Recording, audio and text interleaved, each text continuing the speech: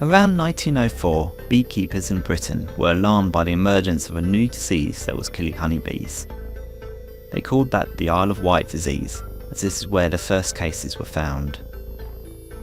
Eventually they blamed a type of parasitic mite, but these days it's believed that the cause could have been due to an increased importation of Italian queen bees in the early 20th century, which were unaccustomed to the British climate. Some suggest that this weakness led to a combination of disease, environmental stress and fungal infections, while others claim it was an outbreak of chronic bee paralysis virus, also known as CBPV.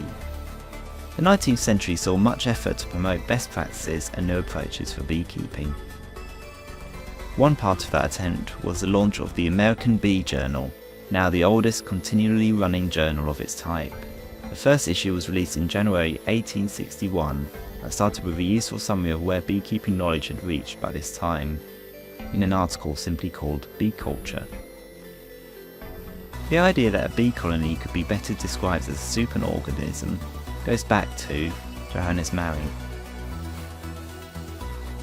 Maring is often remembered for inventing artificial comb to line the newly designed movable frame hives, but he also argued that a honeybee colony is much more like a vertebrate animal than a collective of individual insects.